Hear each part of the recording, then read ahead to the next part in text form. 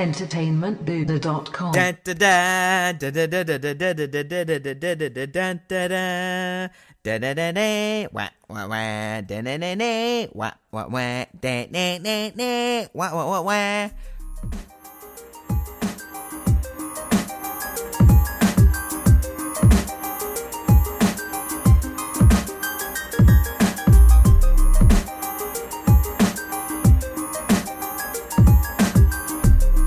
Welcome back to a brand new episode of Star Wars Time. It's Matt and my co-host Nick alongside Pete the cat, who is laying literally 2 inches away from me.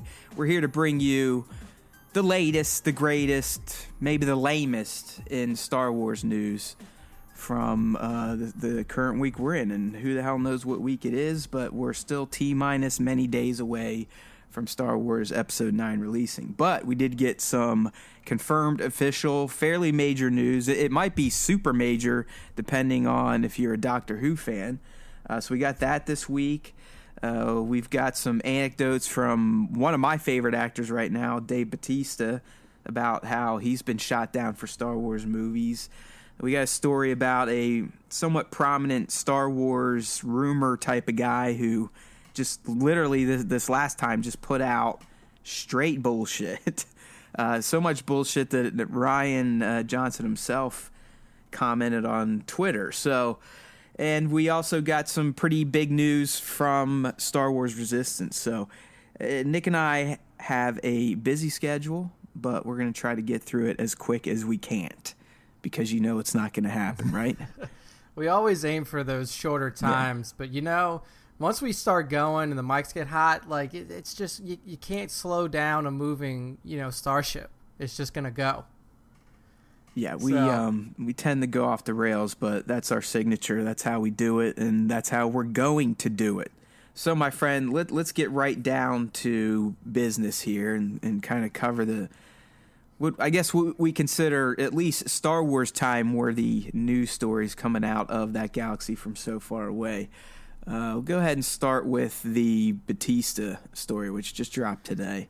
Yeah, it's very interesting. Everybody knows that there's some controversy hanging around Guardians 3. It's been delayed a little bit, so all of the actors and actresses who are associated with Guardians are now kind of like doing their circuit, talking to the press and stuff like that. And then an interview with Flickering Myth, Bautista, was talking about his desires to act in Star Wars movies and his general Star Wars fandom. And this guy's a legit fan. I mean, he's got Star Wars collections, like toy collections, not quite as, built out as Matt, but, he's got speaking of that, dude, I just added the deluxe edition Boba Fett Hot Toys 6-scale Empire, and it just showed up, and wow. So check out, for all you listening, follow Haywood Pop on Instagram and get ready to see. I haven't taken any pictures of him yet. But yeah, so get ready, because that'll be coming soon probably, if you just got it in today. Yeah, he's slick. It's a good one, man. Yeah. But Bautista was talking about his desire to act in Star Wars, so much so that he's even auditioned already. He's already auditioned for 2 roles. Unfortunately, he was shot down, but he had, what I think is cool is a guy of his caliber, a guy of his stature. I mean, not only popular from the Guardians movies, but also a hugely popular wrestler. Like, went in and auditioned for a Star Wars part. Like, he wasn't offered a part and then took it. Like, he went in to try to get it, which I thought was really I'm really thinking, cool. I mean, it may have been TFA or Rogue, because depending on, I can't remember when those launched now in comparison to when Guardians, I think it was Guardians, is it 12 or 13? Let's see. We're on the internet here, people. Yeah, I used to think my head was the internet, but not anymore. Guardians of the Galaxy, August 1st, 2014. All right.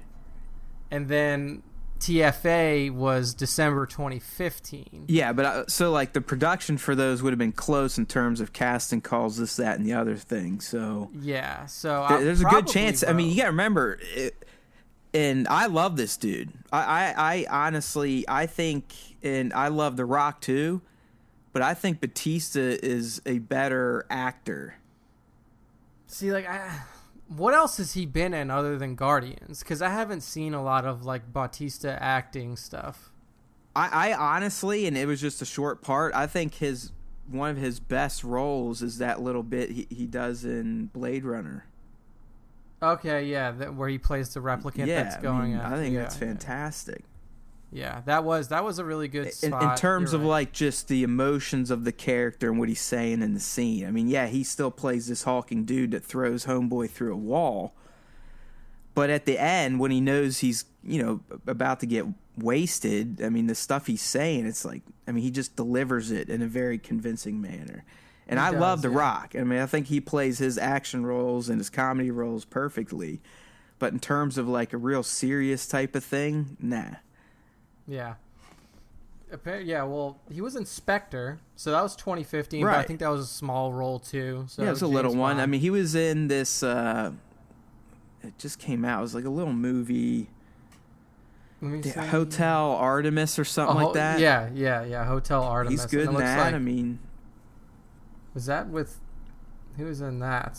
Yeah, so him, Jodie Foster, Jeff Goldblum. It's a good movie. Yeah. Yeah, I mean, he's been in some pretty good stuff, and then obviously he's going to have some pretty big stuff. But all this came from Guardians, and I think this is kind of saying it could have come from Star Wars, apparently. So it could have, I mean, he says he's auditioned for a couple of them, and he's been turned down. So I think you're right. I mean, it almost has to be Rogue One and TFA.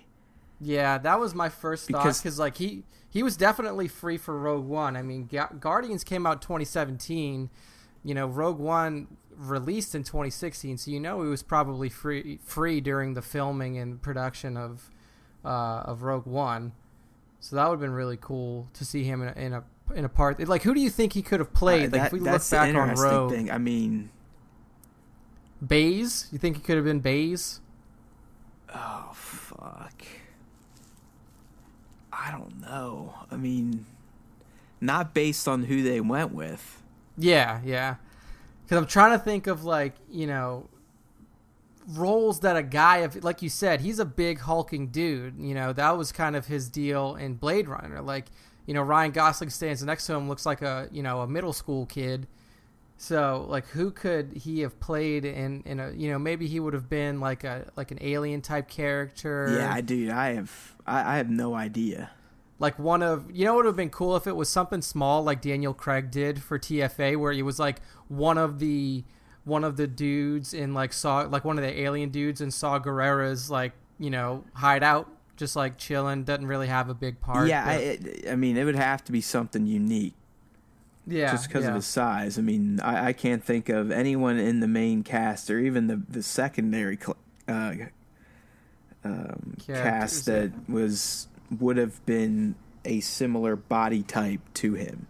Yeah, and same goes for TFA. Like, you don't really have any, huge monstrosities that he could have played.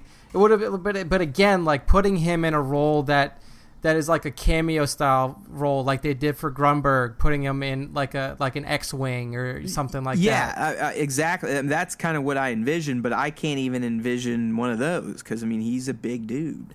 Yeah, he would have to be in like a bigger cruiser or something like that, or possibly a first order officer or something like that, like on the bridge, a big ass one.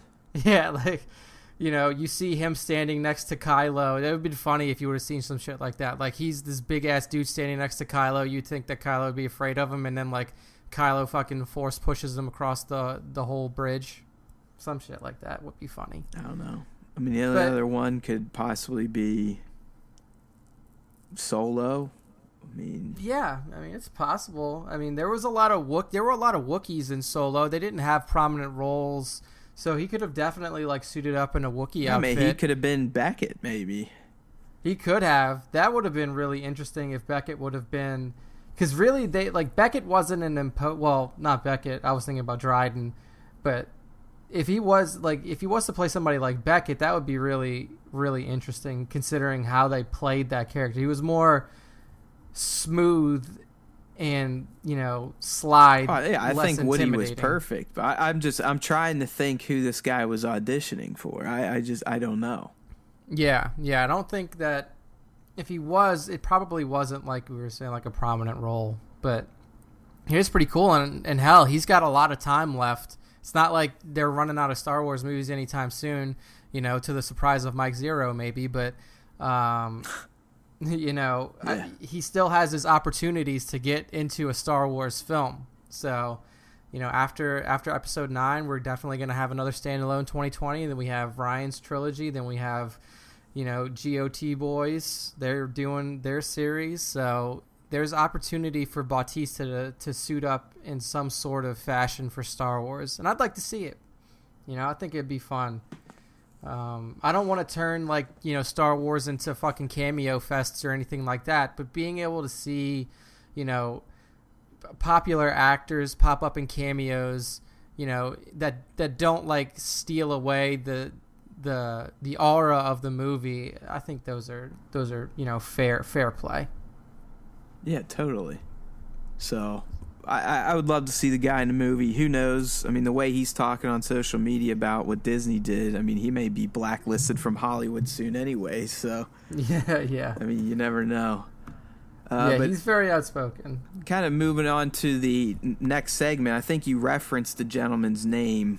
I don't know if anyone else caught it, but Mike Zero, who I guess is considered a Star Wars insider. I mean, I guess he's probably broken maybe one lead or two leads or something at one point in his life, or he's just done what he did this week the whole time. So what did he do, Nick? So essentially what he did was blew off his mouth and said that Ryan's trilogy was, quote, in the trash or something like that. So it's basically what he said was that Disney has completely put Rian Johnson's trilogy of movies on hold, and they are dependent on the success of the first one. So essentially, if his first movie doesn't do, what Disney wants it to do, then the rest of them are quashed. And, being the caliber of person, well, not even the caliber, but having the notoriety that he does within the Star Wars community.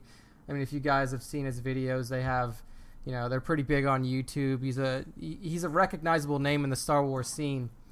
So, for him to come out and say something like this, people took notice of it. And luckily, Rian Johnson has remained active on Twitter, regardless of all of the trolls who attack him on a daily basis. I think that just probably makes him even better at this point. Dude. I mean, the fact that he just still sits there and eats it and sometimes even replies, it's fantastic. Yeah, I mean, the guy has thick skin, if nothing else. I mean, say what you want about episode 8. If you're a hater, if you're a lover, it doesn't matter. Like, the guy put out art, and some people didn't like it and some people did, and he took everything that the people who didn't like it have to say and let it roll off his back. So, I mean, not a lot of people can do that. No. Yeah. So, basically, Zero said what he said, that his, that Rian Johnson's trilogy is in the can, or not in the can in a good way, in the trash can, unless his first movie does well. And then somebody, just a random fan, reached out to Ryan on Twitter. The best is how he phrases a question, and then the fact that Ryan replies. Just read it. Read the grammar. Yeah, it says, "Are you still working on your Star Wars trilogy? Star Wars trilogy? Are you still working in your Star Wars trilogy?" Yeah, gosh, I didn't even know it. Like, my brain did not process that. That's what I mean. No one's did. Error. That's why I was reading it, and I was like, if you actually read this guy sounds like a ding-dong. Yeah. Are you still working in your Star Wars trilogy? Right. ... I'm waiting for it.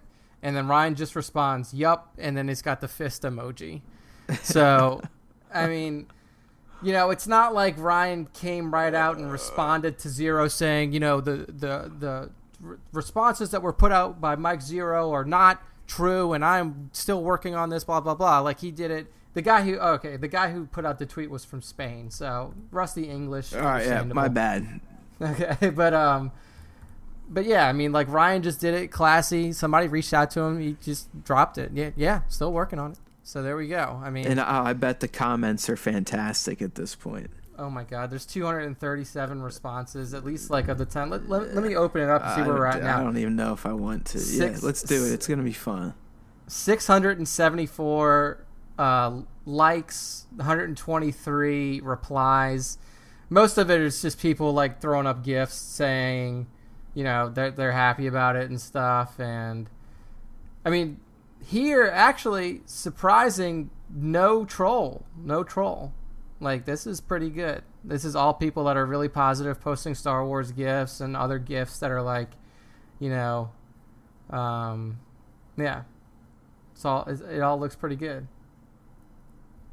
So, yeah, I mean, that's, not a heavy piece of news, not something that's the like story here is like a groundbreaking, dude just throws some bullshit out. Yeah, and that's I mean, that's kind of where we are, like you said, with internet discourse now, is that you can just say whatever shit you want and then not really have to worry about the blowback anymore, especially in Star Wars land. I mean, we all know, and Matt and I partake in our fair share of speculation as well, but like, we never go out and put it say out as fact. I mean, I've never just thrown out something I've just made up. Yeah, I mean, if Zero is sitting there speculating that, maybe Disney is a little bit more hesitant towards Ryan's trilogy now. Yeah, that's how you phrase it. You don't just say this is going down per sources. Yeah, so just weird that this dude can do something like that. And yeah, well, I don't Nick know. was, before we came online, I mean, he was looking up, I guess this guy's kind of known for this. Where he just kind of throws shit and sometimes it sticks.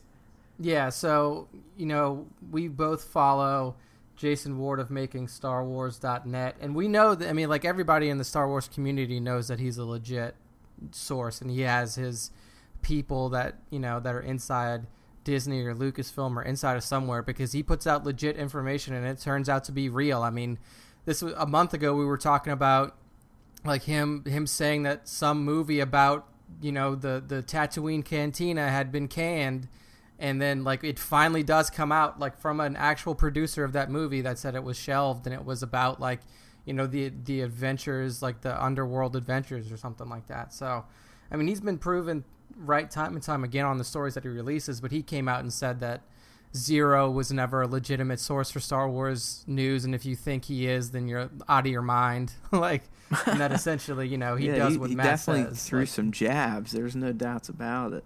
Yeah, I mean, Ward is not he's not a meek fellow on Twitter. Like, he will take his jabs at the people he wants to take jabs at, and like, he's got, especially in the Star Wars community, he's got the credentials to back up what he says. I mean, like, he is a legitimate source and gives some legitimate breaking news that other sites and sources don't really get their hands on. So if you're going to listen to somebody, if you want to follow somebody for like insider Star Wars information, have it be MakingStarWars.net, because they're a legit source.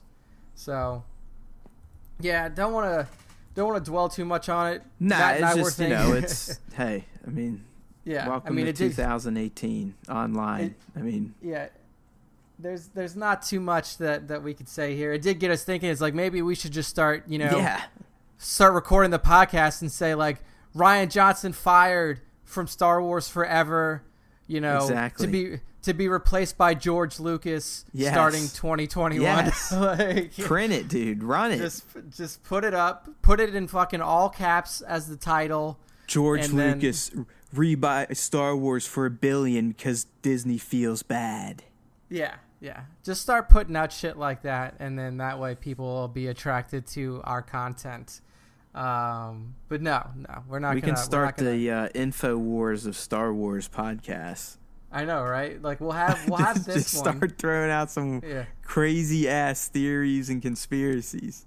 Yeah, we'll have this podcast where we talk about legit stuff, and then we'll have another podcast where it's just like us coming up with the most ridiculous bullshit ever, and then posting it as fact, and see what happens. So, all right. So back to the real world. We got, like I teased earlier, we definitely got some major Star Wars Episode 9 casting news this week. I still don't think has it been made official. Because some pretty heavy sites were running it as is. Yeah, so it came from Variety, right? And Variety is about as big as you can get in the news world, and they listed it as an exclusive. And it says so in the original Variety article. It says sources say that he was cast. This was 2 days ago. So it's probably, let me see if we can find updated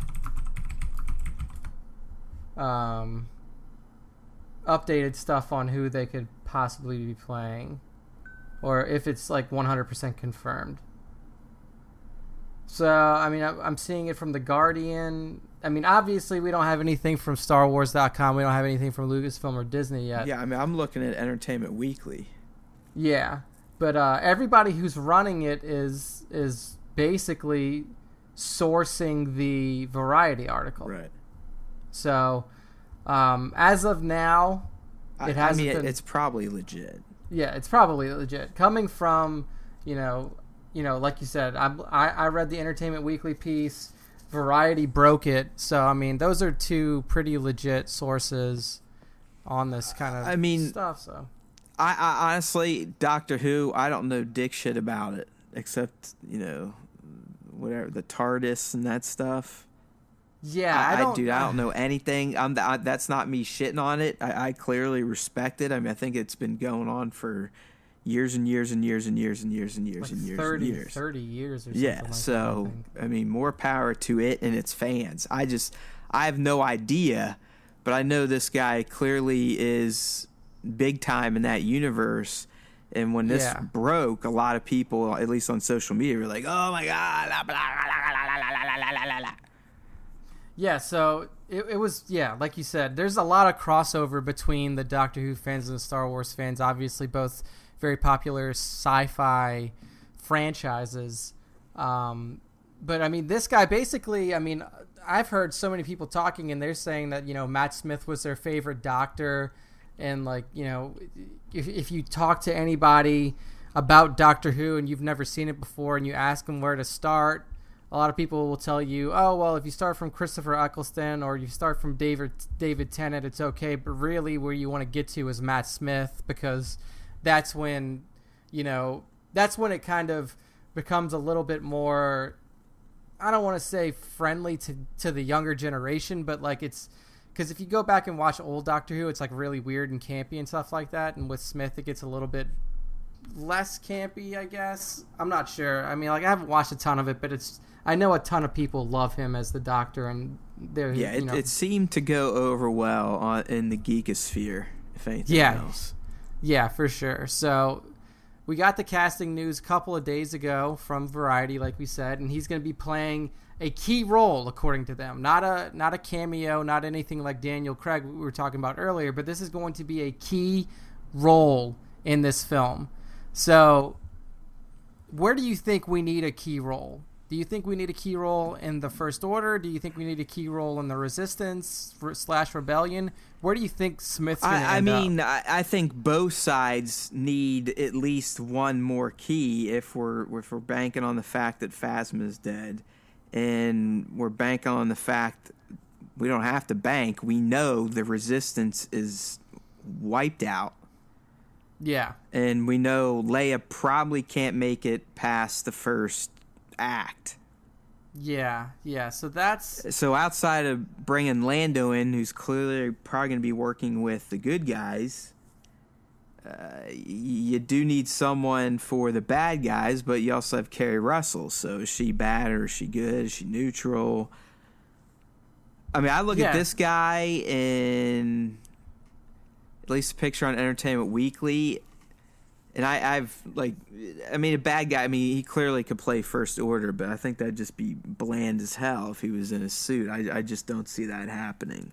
Yeah, I'd like to see him as some sort of alien character, like maybe not. I mean, it would be cool to see him in a CGI role, like a full CGI character that he's doing mocap voice for. I think that would be cool, but I would really like to see Kerry Russell on the First Order side, and I'd like to see Matt Smith on the Resistance / Rebellion side.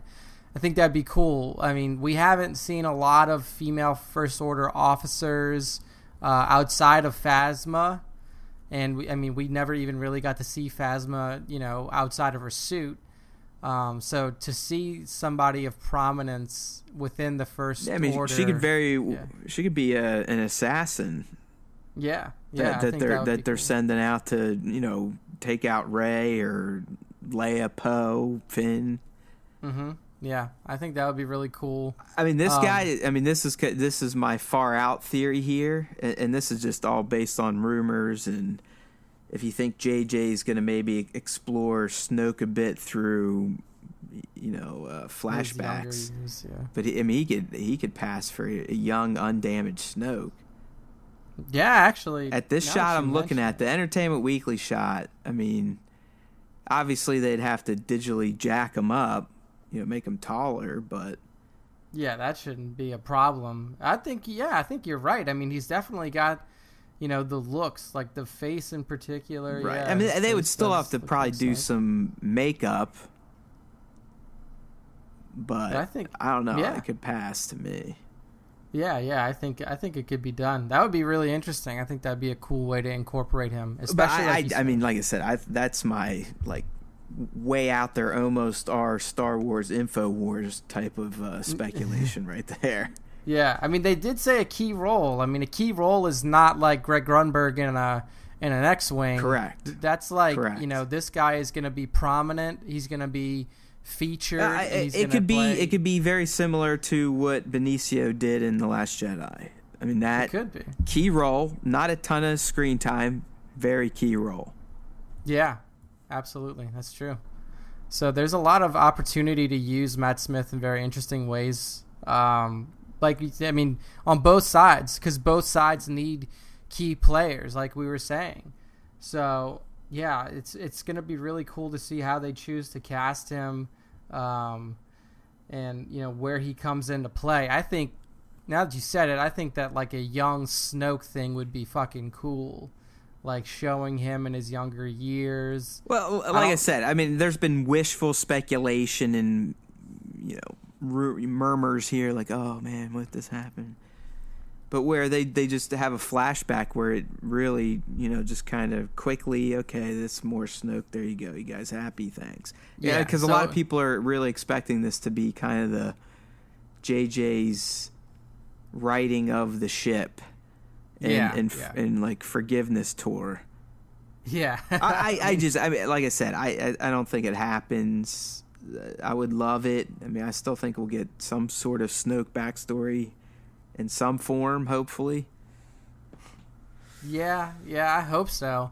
I mean, and it would be a key role, but not a prominent role. So pretty cool. That's what I mean. I just, for some reason, as we were setting this up and I was looking at that, and he's got that stare, and it's like, oh man, that could be Snoke. Really could. Yeah, he's got like a similar kind of jawline, like a really square jaw. Yeah, dude, I can see it. I can definitely see it. Yeah, because I mean, we only know him as like super jacked up, so they just have to get somewhat close. And for some reason, like his eyes and brow just feels Snokey. Yeah, like half his face is missing is basically the only Snoke that we've ever seen, so they can really take some liberties with, what's going to be done with that character if we do see flashbacks.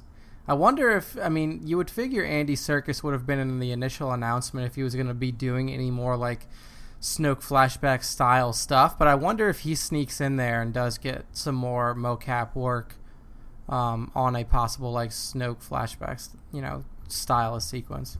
Yeah. Could be cool. But yeah, so for all of you Whovians, I think that's what you call yourselves out there, you should be pretty fucking hyped that Matt Smith is now in Star Wars. So, moving on to... Do you ever, when you read stories like this, do you ever just go like, damn? About what? Wish my life went a different way. Yeah. Yeah. I mean, do you ever... I mean, I'm not... Like, I'm not sitting here bitching. I love my life. I've got a great one. No complaints. But, I mean, come on. I'm a human. Yeah. So, of course, there's times when I, read stuff like this. I don't even know this guy, but I'm just like, damn. Could you imagine... Yeah. Being as big as fans as we are, getting a call that, hey, by the way, you're in one of these now? Yeah, getting that casting call. So you've been cast, even if it's like you've been cast as extra number 455, you're going to be on set for 3 days, and this is going to be where you're working. That would be, Yeah, I mean, like, that would be amazing. That would be great, but I'm talking like actually being involved, like for in the a entire big way. run, like either being a main character or even someone just on the production team. Yeah, like, I think being on the production team would be so cool. Even Like, if it dude, is, I mean, like, think about this right now. My dude is shooting Avengers 4. Yep. That is, yeah, that's like dream job level stuff right there. Yeah. Like, that's what he's going to be doing for the next few months. Just He's like, you know, just going to work, hanging out, playing with around Thanos, to certain characters and, Yeah. like, good characters doing stunts. So, Yeah, Captain America, you know, all those really popular characters that you guys know about. But yeah, dude, that would be dope to be able to say that you either played a prominent part in the production of Star Wars or played a prominent role in a Star Wars film. Like, even if it was like a secondary character, I mean, that would be like life amazing. Life goal type stuff. There are times, and the one that does it to me the most is the behind the scenes for the Lord of the Rings, which are just amazing. I mean, they're almost better than the movies. But every time I watch those, I'm just like, damn, I wish I was in the movie business. Yeah. Yeah. I mean, there is, gosh, I mean, it's like, you know, you see people that start from like super low positions, like start as fucking PAs that are like running around getting coffee, and then eventually like work their way into, you know, assistant producer roles, you know, stuff like that. So, I mean, it's not unheard of that people jump into the industry and then work their way up after a long period of time. But man, if you are starting from the bottom, you have to have some serious dedication and, like, you know, really aspire to be there. Because Totally. it's not easy. Or just somehow you're just one of those really good-looking people that are just good at it. If you're going for the acting route. Yeah, that's true. Look good, work out, and then, you know, somehow memorize lines, because I there's no way I could do that. No way. Yeah, I've never been able to memorize lyrics. I can't do it. Yeah, see, like, aside from like me being in school plays in like elementary school, I've never actually, you know, had to memorize any lines for anything. Yeah, no thanks. There's no way. No, I don't think that's for me. It's not for me. But anyway, getting to the biggest piece of news that we had here, we're going to be jumping into some Star Wars Resistance stuff. So you guys have already heard us talk about, you know, the initial Star Wars Resistance trailer, and now we have some more information on the actual team. You know, we had Phoenix Squadron for Rebels. We had, you know, the clone troopers, the 501st, and Star Wars Clone Wars, and now we have the Fireball crew. And that's who are going to be the prominent members of Star Wars Resistance. Do you think they're Team Fireball, like, as their racing team? Or do you think that's going to be their spy call sign? I think that's their racing team. Okay. Like, that's like you know, after watching the video and seeing kind of, you know, what role each person plays, I really do think that, you know, that they are going to be the Fireball racing team. And then who knows what, you know, what their call signal is going to be, or what Kaz and, you know, yeah, that's what I'm eager to Kaz see. and Like, Jaegers, if they just keep it, or if they come up with something different. But yeah, so I mean, we got a fairly meaty featurette. Had cast and crew interviews. You know, you heard from all the voice actors. You heard from Filoni, who obviously is behind yet another Star Wars animated series. So I know it's going to be fantastic, even though some people have really kind of taken offense to this one. I don't know if it's more bleed over, more Disney hate, or anime fans, or they seem to be really kind of butthurt that this is called an anime and not just a cartoon.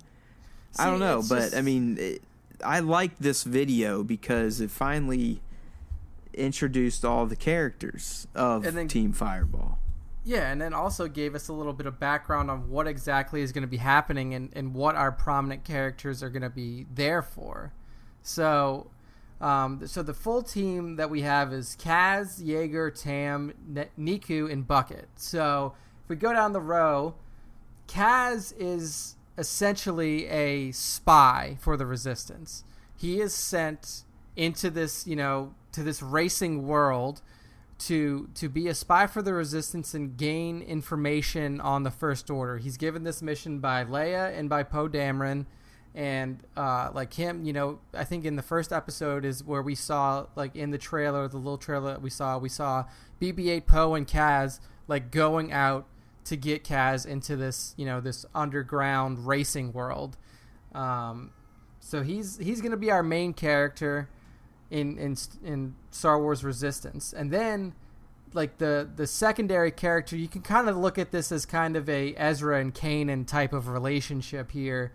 Is you're going to have Jarek Yeager, who is a former Rebellion pilot who's been kind of, thrust back into the fray. See, I like that they made him a former rebel, because I'm hoping that we get into some conversations about, like, hey, did you ever fly with Skywalker, or did you ever know Solo? That type of stuff.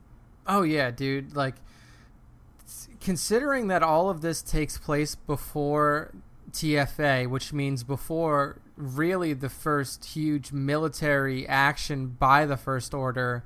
Well, not really the first huge military action. Well, I think the whole point is that the First Order still is kind of on the outskirts building up, and the Resistance is using Kaz to kind of figure out what the hell's going on with these people.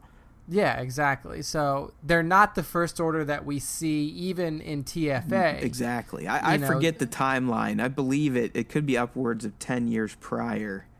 Yeah. So there's a lot of ground to cover, and like you said, with Yeager being a former Rebellion pilot, that does open up the possibility of getting these stories about, Luke and Han and Lando and, all of the prominent characters from the original trilogy.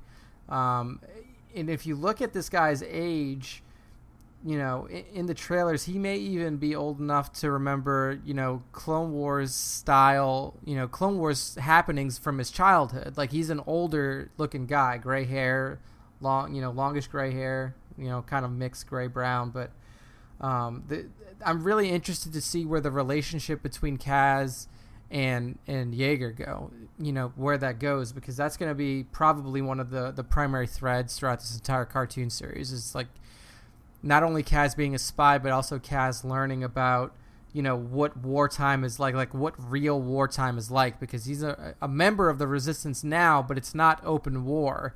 And Jarek Yeager knows what it's like to be in open war against a monumental galactic force like the Empire.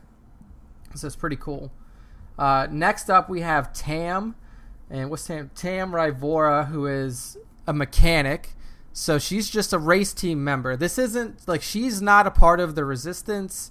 From what we know, she's not a part, like a former Rebellion member or anything like that. She is a legitimate, racing ship mechanic. And, as Susie McGrath kind of laid her out, she didn't say her name was McGrath, though. She said it was McGraw, I think, in the interview. So Susie McGraw kind of characterized her as a tough, no nonsense kind of girl, but she also has a big heart. So she's gonna play that. Like, if we're gonna try to compare Team Fireball to Phoenix Squadron, you have Kaz that's probably in the Ezra role, you have Yeager that's in the Kanan role, and then Tam is probably going to be in that Sabine role, which I think is pretty cool, pretty interesting. If you see her, if you've watched the trailer and you watch this kind of, this cut with Filoni and all the production people in it, she seems like a pretty cool character. Like, she's a tomboy, essentially. Like, she doesn't look like, she's, always in her mechanic gear. She's got, almost looks like welding goggles on the top of her head. She's a really cool looking character, and I think that she's probably going to be the one that gets the crew in trouble more than anything. So yeah, I think she's going to be the one knocking heads when they do get in trouble. Yeah, almost taking on like a hybrid Sabine Zeb role. Yeah, that's pretty. Yeah, so she seems pretty cool. Next up we have Niku. This guy's my favorite. This dude Just is because so, he's voiced by Big Head from Silicon Valley. Yeah, exactly. That's what I was gonna say. If you guys watch Silicon Valley and you know who Big Head is, that's the guy who voices him, John Brenner or Josh Brenner. And this guy, essentially, he's an alien that has never experienced a bad day in his life, as Brenner has put it. It's like no matter what your day is like, he says, what kind of day you're having, Nico is having a great day. So it's just like the levity. He's going to be kind of the comedy guy, and not on purpose. Like, he's not going to be a jokey guy. It's just going to be the way his personality is. It's so awkward. Yeah, that's what I was going to say. There's almost like a youthful kind of innocence slash ignorance. There's an example I remember from this video. He essentially, the character goes like, "Oh, my pet died today," like sad. Then he goes, "Yeah, but I ate him." Like all happy, like everything ends up being positive to this character. No matter what happens, like he'll always find a way to pull something good out of it. Yeah, he'll get the positive spin.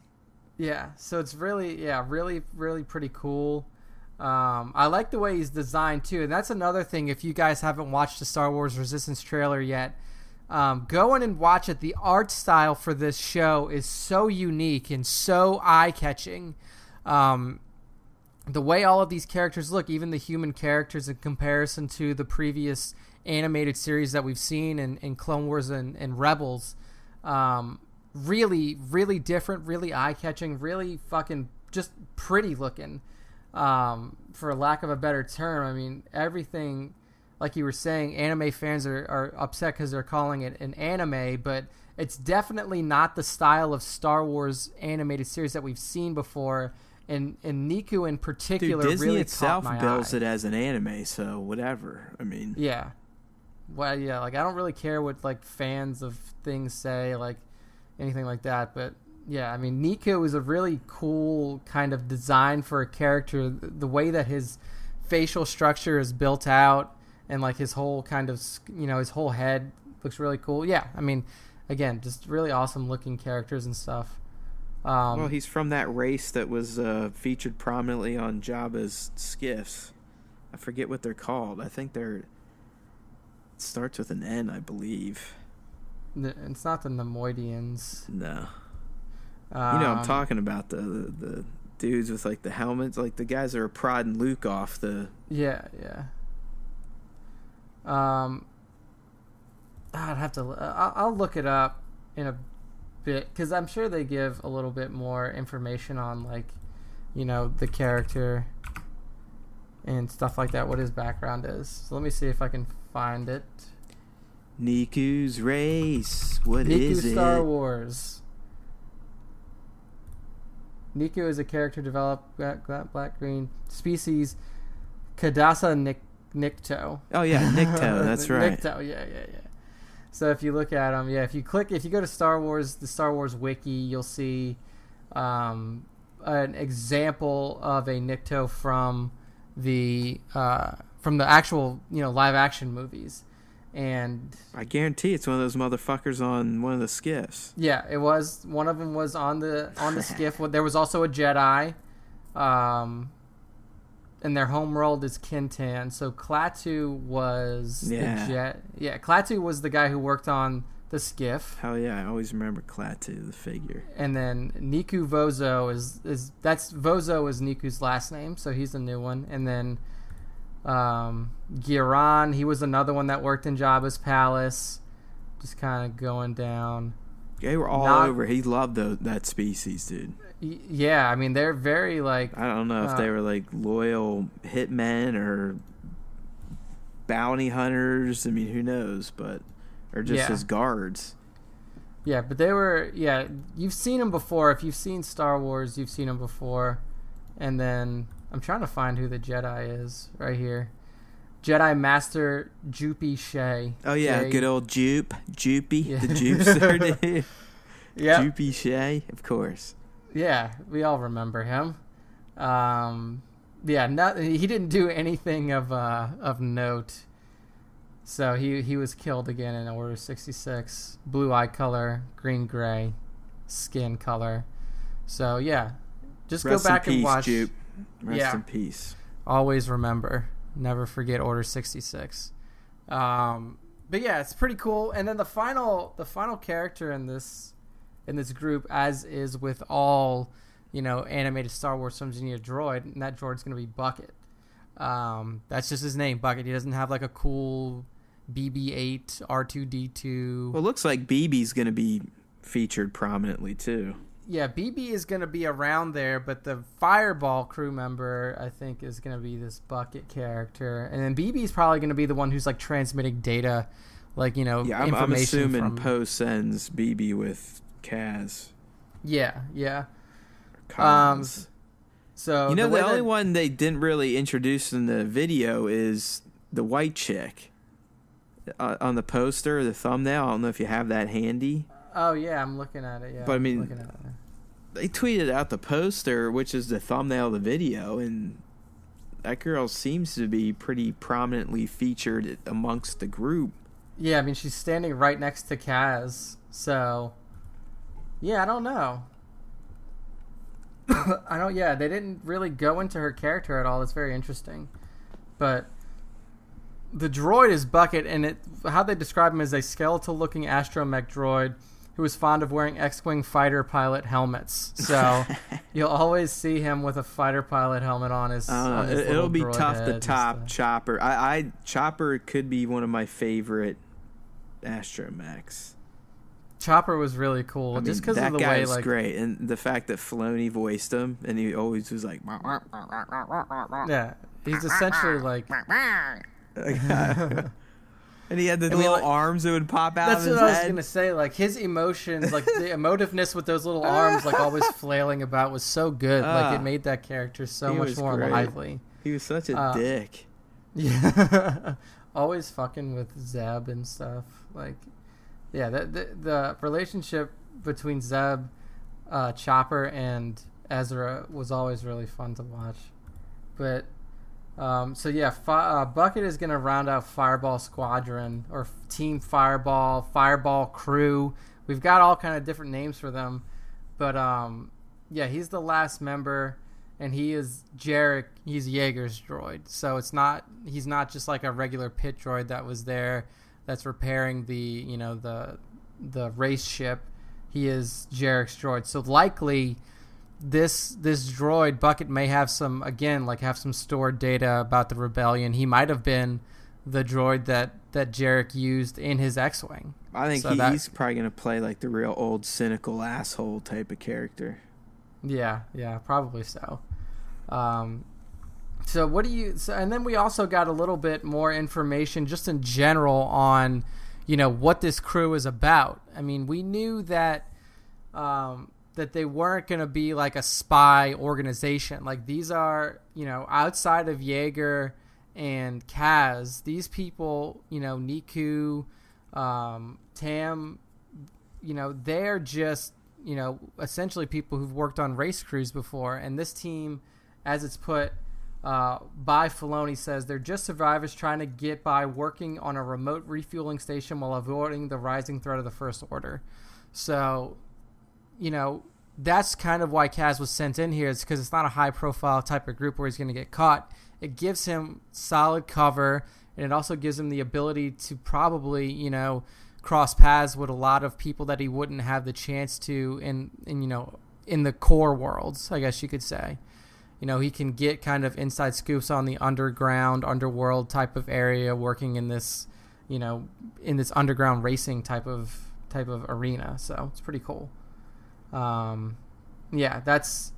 is Kaz's character description. His assumed identity is a small-time racer who works on the Colossus, which is a sort of way station for galactic travelers. So it's almost like a truck stop, for lack of a better description, but pretty interesting.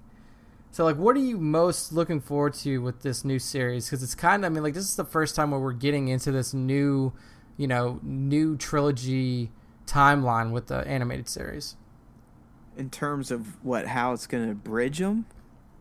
Well, really, yeah. I guess like how it can bridge, the OT and the new trilogy, and then also like what kind of information would you want to get that is like that, like you feel like needs to be filled in for the new trilogy? Dude, I mean, Snoke. Yeah. I mean, that's kind of cheating, but I think any really for me, it's going to be any of the interactions with the movie characters, just as it's always been in the Star Wars animated shows. I mean, I love the animated shows for what they are, but Star Wars Rebels were a lot better, deeper to me when like Leia showed up, or you saw Obi-Wan, or you saw Vader. little Luke. You know, that's where it really started to be like, okay, yeah, this stuff, this is it. It's legit, fits in, it's canon, there's yada, yada, yada, yada. So, I mean, I want to see talks between Poe and Leia. I want to see interactions of Poe and BB-8. I mean, I want to see what the hell Phasma's doing at this point in her career. Yeah. You know, I'd love a Finn cameo. You know what I think would be really cool? What I think is going to be really cool is seeing the type of info that Kaz is able to like send back, and like if we can tie that to is Kylo around at this point? Yeah. I mean, is he? I don't know. I mean, like, is he Kylo Ren yet? Is he still, still Ben? I mean, what's going on? Maybe that's some of the stuff he's spying on. Maybe we'll learn like that. He's figuring out that there's this, outside of Snoke, there's this new dark figure rising in the First Order. Yeah. Do you think... Okay, so this is an interesting question I just thought of. So it's another racing thing. I mean, we know pod racing before. Anakin Skywalker was doing that, and he needed Force abilities to be able to do it well. Do you think that we could see a Force user somewhere in this show that's not related to a movie character? Nah. I don't know. I don't think that's going to be the focus. I think the focus is really going to be on the spy craft and that aspect of the drama, and not, the more whimsical, mystical side. Yeah, mystical type of stuff. I think this is going to be more just the regular people still can do impressive things. Yeah. So it's going to be interesting because it'll be the first show that's not prominently, starring Force users. I mean, we know Ezra and Kanan were both Force users. There was a lot of, earlier seasons. Season 1. You had the Inquisitor that was chasing down Ezra Rebels and was Kanan. I mean, some filled deep. with Force users. Rebels especially towards the end, threw some deep ass Force shit in your face. Yeah, I mean they're talking like essentially like the Force dimension. Yeah, like hearkening back to the mother, or not the mother, but the father and the daughter and the son. The triumvirate of the Force that holds the balance. The Force dimension, like you mentioned. I mean, like even getting, pulling in Vader. I mean, they were time traveling. Yeah, so there was a lot of interesting stuff that happened there. So it's going to be cool to see, the reaction to this when you don't have that prominent Force, aspect to it. People are so used to seeing Star Wars in relation to the Force and kind of looking at it through the lens of a Force user, because we've always had that, even, Well, I mean, I think that's where you have great opportunity to explore some Snoke. I doubt we're going to get it, though. And you have great opportunity to explore some young Kylo Ben. Yeah.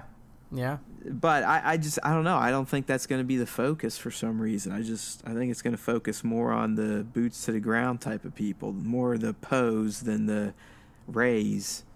Yeah. I'm pretty excited about it, though. In the video they did say that they crafted it to be, appealing to a younger audience, which you can see in the art style. This art style is definitely brighter. It's more colorful. It's more flashy. It's something that would appeal to a young mind.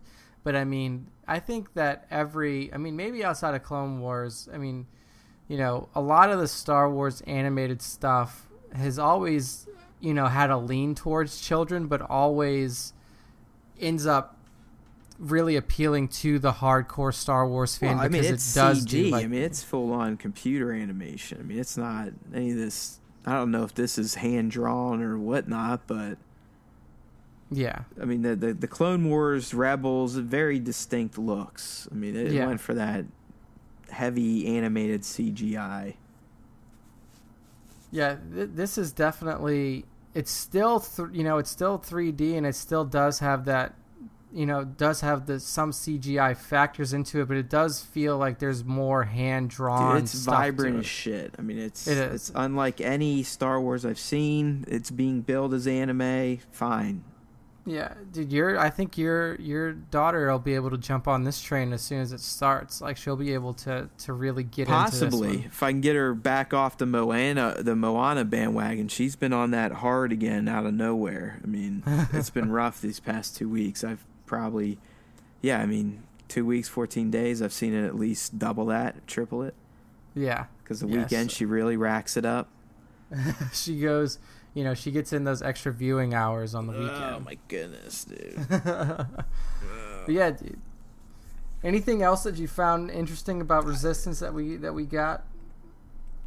No, I just the interesting thing is the negative fan reaction to it. Like I said, I mean, I've even gotten weird replies on the EB Twitter about it, like, "Oh, you called it anime? That's not anime, you idiot! It's a cartoon." It's like, okay. Yeah, dude. I mean, like, even... And a lot of people are like, there's like a meme going around with the Clone Wars Revival announcement trailer and then the Resistance trailer. And it basically highlights the thumbs up. And I guess the Resistance had like thousands of thumbs down and Clone Wars up. And they're like, see, Disney, the fans will tell you what we want. Yeah, I mean, like, at this point, I just try to stay away from fucking comment sections. But, like, the first comment that I'm reading on this site is, like, Star Wars Rebels was pretty bad, so I don't expect too much from this series. Like, and then this is where the idiot comes in. Like, this is where the idiocy of this comment comes in. The problem is Star Wars is the most interesting when it's about the Force and Jedi. Did you even fucking watch Rebels? Like, That's what, like... most of the show was about. Like, come the fuck on. So, I mean, this dude saying that Star Wars Rebels is pretty bad just shows that, like, he watched 2 episodes and didn't even get to the part where fucking Ezra starts training in the Force. Like, get the fuck out of here. I don't know. And like I said, it even wove in, Leia, Kenobi, Rex from the old stuff, Ahsoka. Yeah. I mean, come on. Yeah, I mean, just... Here's the thing. Bro, Ahsoka fights Vader in Star Wars Rebels. Yeah. Like what are you talking about? Like, you can't ask for more than that. Like, it gives him a good fight, too. Cracks his mask and everything. Yeah. It's just... people, I don't know what's happened to people recently. I mean, obviously with the internet, you get more people who can just throw out their idiocy and like, more people can see it. But, like, when has it come to the point to where, like, people as creative as Dave Filoni and Lucasfilm and all the animation professionals who've worked on this don't even get it. Like, you don't even give them an episode before you say it sucks. Like, it's just so ridiculous, dude. Like, and also, not everything in Star Wars is gonna be built to the same audience that the live action stuff is. People honestly have to start coming to terms with the fact that the Skywalker saga is done after 9. I mean, you may get 10, 11, 12, but even at that point, that's no longer Skywalker saga. Unless we do find out that, Rey somehow is tied to him, but I'm not expecting that, and no one should, really. Yeah, it's just...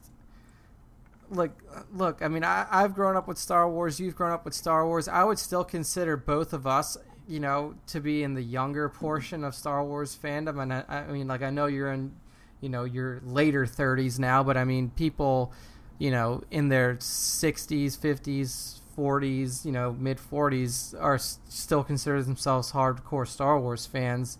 And, like, what people have to realize is that Star Wars needs to evolve to capture new audiences. Like it can't, like Star Wars can't rely on the OT fans forever, because eventually. See, I actually, and I know you've had some older fans that you've talked to that kind of don't like the new stuff, but I've just been blown away by my dad. I mean, because my dad is, I mean, I'll just say this: he's like a Fox News type of guy. Yeah. And he has loved every single Disney created Star Wars project. I mean, instantly. I mean, he said TLJ is one of his favorites. I mean, and he's deaf and shit, so I'm not like, I mean, he can hear with hearing aids, so he wears those to movies, but it's not like I give him propaganda either. I mean, I just take him and see what happens. And this is after I've already seen it multiple times, so. I've found more people in my generation are kind of the pouty, whiny ones right now. Yeah. I mean, it's spread throughout. I mean, even you prequel babies get pissy now too. So. Yeah, I mean, like I said, I had a friend message me and say like, what was the point of Rose Tico? Isn't she like the worst character in Star Wars? I'm like, just no, she's not the worst character in Star Wars. Don't you remember like fucking pick out a secondary character from the prequels, and then Rose Tico is better than that by far. But yeah, I mean, like there's just a lot of hate. A lot of people just don't know what to do with their emotions, so they just like throw all of their hate on like these fantastical tales about people who can do shit with their think mind. Deep down it's people lashing out that they're not a part of the universe. Yeah, I mean, look, it's like what it's our conversation we just had. I mean, I would love to do anything remotely regarding working on a Star Wars movie.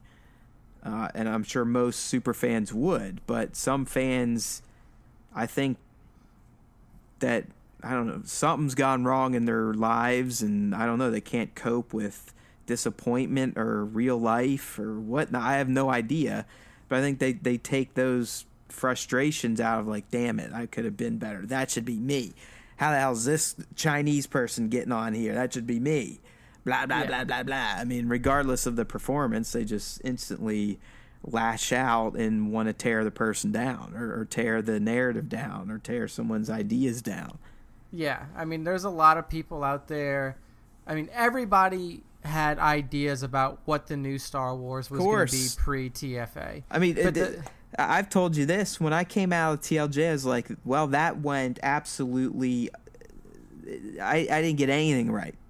Yeah, exactly. Like, neither of us did. I mean, my mind was blown, and it was blown from the story and what I just saw, but also from like, holy shit, we literally had no idea about this movie.